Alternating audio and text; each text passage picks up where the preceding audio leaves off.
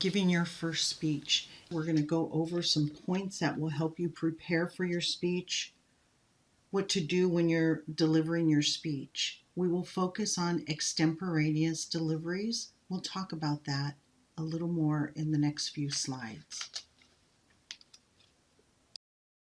Speech development, developing your speech. You're going to focus on your topic. You're going to focus on the time limit that you have.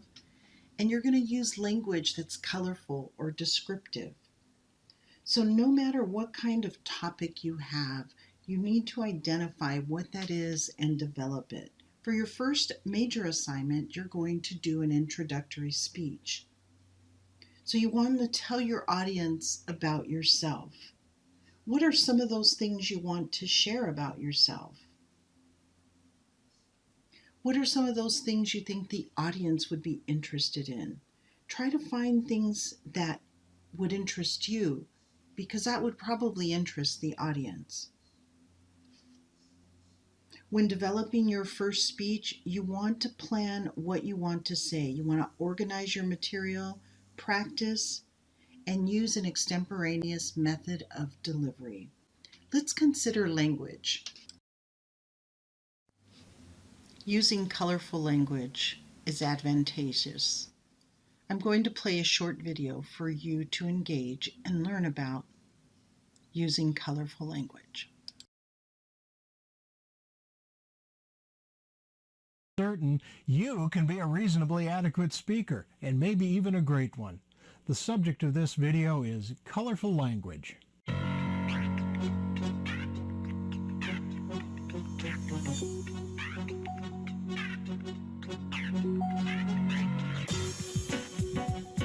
Now, I'm not talking the kind of colorful language you use if you stub your toe, but English has so many words and we don't use them. So look for some interesting words to throw into your speech. Think about it. Look for those opportunities in your speech to throw in some colorful language. English has a billion of them. They're there. Use them. Now, be careful. You don't want to speak above yourself. You don't want to sound like you're trying too hard. You don't want to sound like you went through a thesaurus. But look for opportunities to throw in some interesting words. And don't talk above your audience either. You're not trying to impress them. You're just trying to interest them. Finding that point where it just adds interest without going too far is what makes you a really good speaker. Alliteration is great. Repetition can be good. Some poetry or some poetic language is there. English is the perfect language for colorful and interesting words. Use them. I'm Dan Hegstead, and I'm pretty certain you can be a reasonably adequate speaker and maybe even a great one. I hope you found that brief video helpful, just to consider some other alternatives available to you as you're starting to build your speeches. So in your introduction of your speech, you want to gain interest and get your listeners or audience to know what you're going to talk about. So typically in your introduction, you're just going to state briefly what you're going to do. Good evening, my name is Doris Selva, and today I'm going to tell you a little bit about my background, my current education goals, and what I hope to accomplish in the future. So those are my three main points that I'm going to elaborate on when I get to the body of my speech.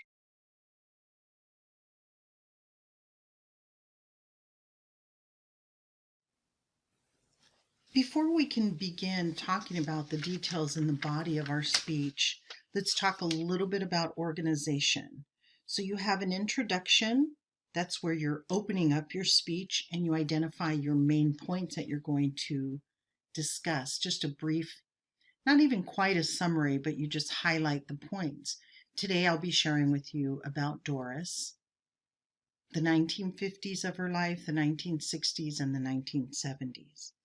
Then in the body of the speech, I'll talk about the 50s, the 60s, and the 70s and how those relate to me. I will consider, because of the time order that I'm using a time pattern.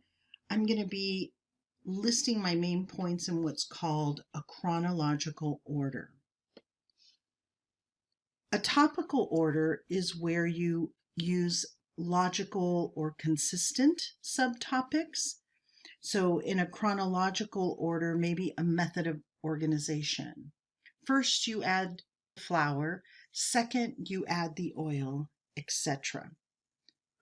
That could be a topical example.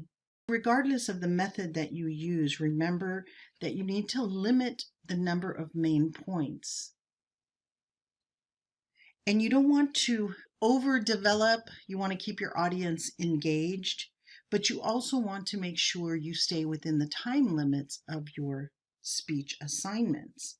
If you're speaking professionally, say you're invited to speak 3 minutes at an event, you don't want to talk for 5 minutes because they're on a schedule. So in our class, each of your speeches has a time limit. And I give you an average, I think about 1 to 2 minutes cushion so that you can work with. Once you've identified your body, your main points, and the order that you're going to choose, then you're going to move on to your conclusion. And in your conclusion is the final statements of what you're going to share. You can use a dramatic ending, go back to your introduction. For example, I have just shared with you who Doris is and how the 1950s, the 1960s, and the 1970s were very important years in her life. Thank you.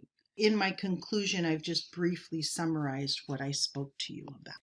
Well, we've learned a little bit about just the organization of our speeches and the importance of considering that organization. So what's our delivery going to be? We're going to use an extemporaneous delivery, a prepared speech that's rehearsed, and we're going to learn to use brief notes. As you watch the videos that I share with you throughout the semester, notice, are they reading from their notes? Are they glancing and then looking back up at the audience? You want to consider those points when you're reviewing videos of speakers.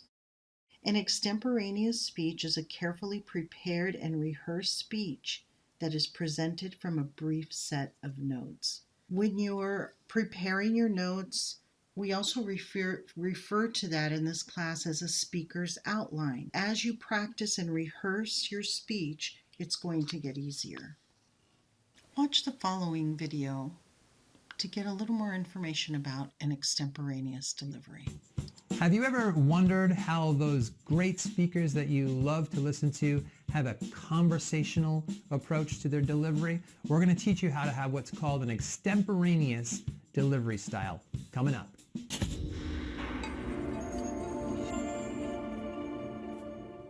Hello friends, I'm Alex Lyon and Communication Coach. This channel is here to help you increase your impact and lead your teams to higher levels of excellence. One of the ways you can do that is through better presentation skills. Today we're going to unpack how to speak extemporaneously, in other words, conversationally.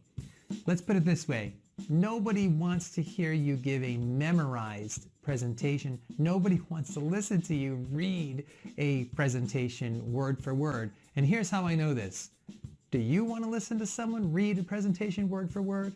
Do you want to listen to someone like a robot give you a memorized word for word presentation? Nobody likes this. And unless you're President of the United States and you're using teleprompters, you probably won't ever be asked to do this in a professional setting. Almost everybody across the board that's at that high level of speaking uses what we call extemporaneous delivery style. And that means when you know the material so that you can speak conversationally with limited notes in a structured way. Now it sounds pretty basic and you appreciate it when you see it, but it actually takes quite a bit of work to get there. But once you know how to do it this way, I doubt you'll ever want to go back to reading your notes word for word again. So first, let's talk about how to do this. The first tip is that you have to commit to a structure. The structure is the backbone of the whole presentation that helps you keep your place and helps you move forward according to your plan. You're going to need a really clear introduction, body, and conclusion. And within each of those sections, your introduction, for example, you're going to have certain parts that you hit, 4 parts of the introduction. You're going to know your clear 2 or 3 or 4 main points you're going to hit with nice transitions and information in each of those buckets.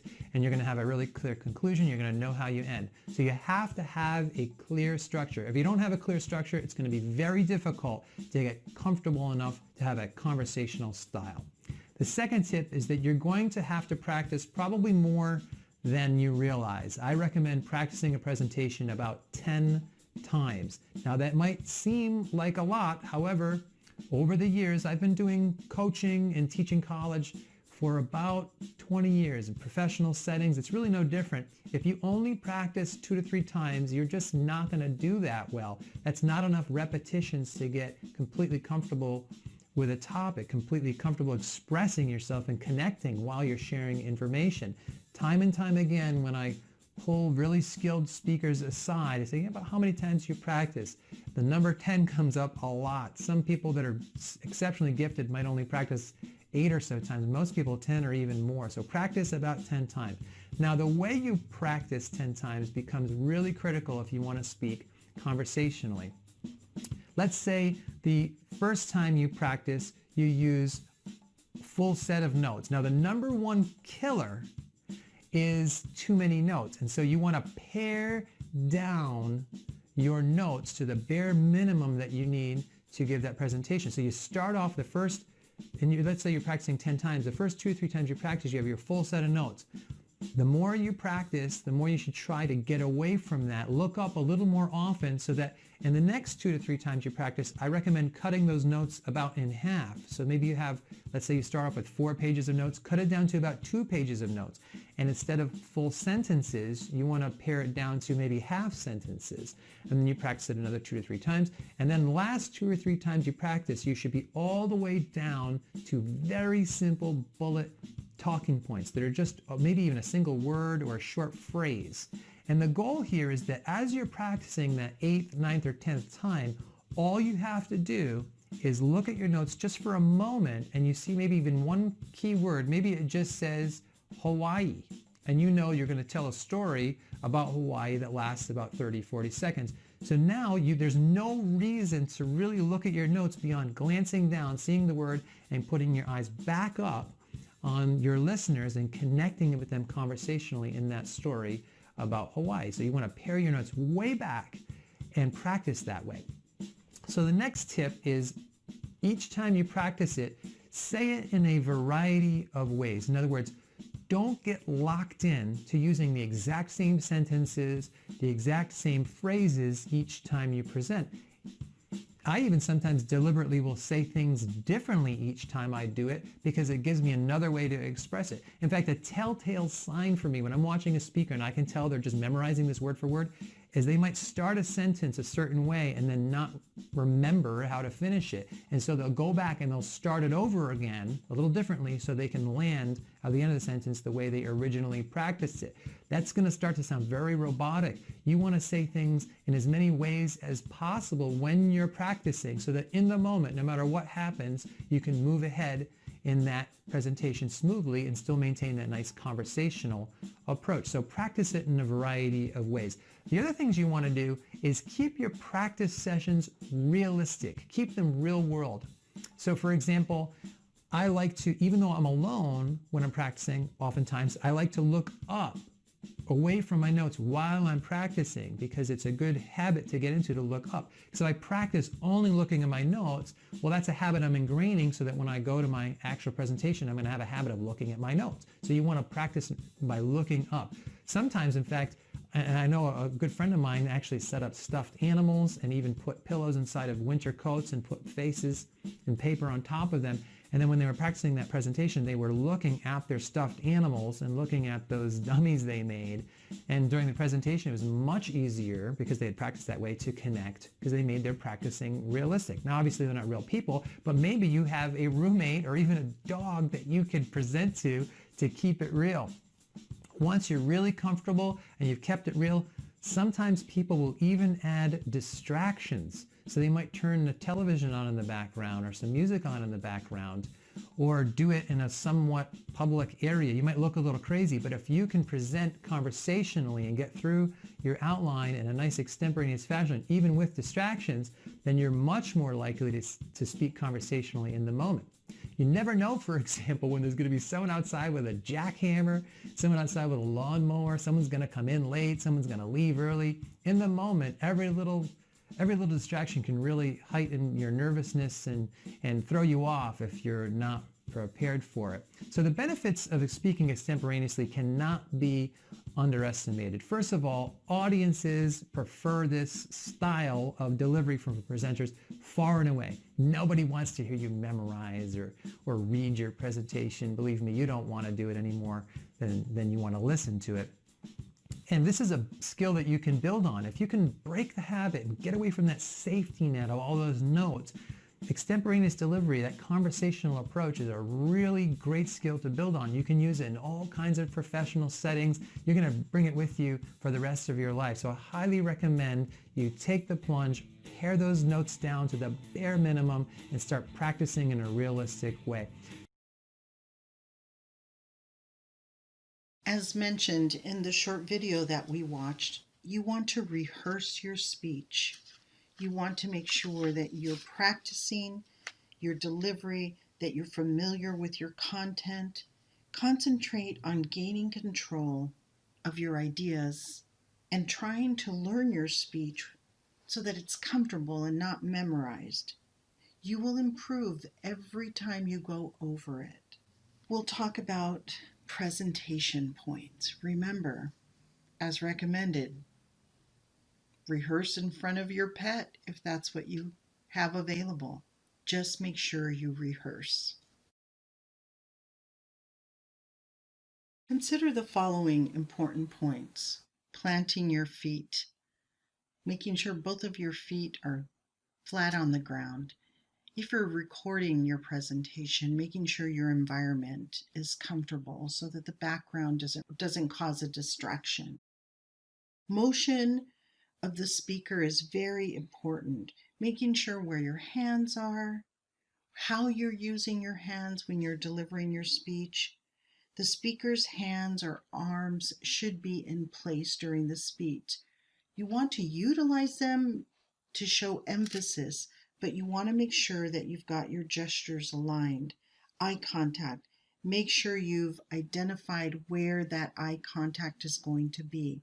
I like to encourage you to look at the top of the heads of your audience and make sure you pan your audience. Look to the right, to the center, to the left. If you're pre-recording, do the same. Look to the right, to the center, and to the left so that your audience is completely engaged. Your voice. It's important that you use a normal conversation pace, and at some points you may need to be more expressive. So you want to take those points to speak expressively where it's needed, and also practice pausing and taking short breaths to help you relax and reduce your nervousness. Again, everybody is nervous when they're delivering. So just take some time before you start your delivery to take some deep breaths, relax your body. Being prepared is going to help you relax even more. We have covered several very important points in this chapter that will help you prepare for your speech delivery. For your upcoming delivery, we will be using the layout of a general outline, introduction, body with 3 main points, transitions, and a conclusion. I will briefly highlight the transition. A transition is used to get you from main point 1 to main point 2. For example, now that I have shared with you about the 1950s, let me get you started in the 1960s.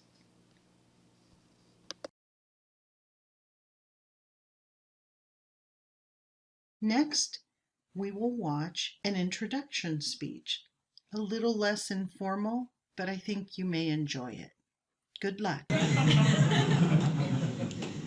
In today's global economy, I'm sure many of you know a product that's MIC. made in China. But today, I would like to introduce you to a new product that's made in China, namely me. Well, I was manufactured in China in 1986 in the city of Xi'an. My hometown is famous for its terracotta soldiers, which some of you might have seen in The Mummy 3. I was the only unit ever to be made by my parents, so I suppose that makes me a one-of-a-kind collector's item. My dimensions measure 5 feet 8, and I come with all the standard features of a normal human being. Like many made-in-China products, they're often exported abroad. Well, one of my greatest experiences abroad was when I chose to study in London for one semester at King's College. I decided to study in London because I figured they spoke English there. Also, I thought, until I went into a McDonald's and tried to order a McChicken on my very first day there. I don't know whether it was my lack of a British accent or the fact that I sounded American but looked Asian, but the poor cashier just had no idea what I was trying to say. By then, the people behind me, or the queue as they say it over there, were getting very impatient. So if you are ever in a similar situation, just know you can always rely on crude sign language, because the clapping of your arms is universal for chicken. So in conclusion, I hope you got to know more about this new great product from China, which you can find roaming the halls of Carlson. But please note that accessories are not sold separately and batteries are not included.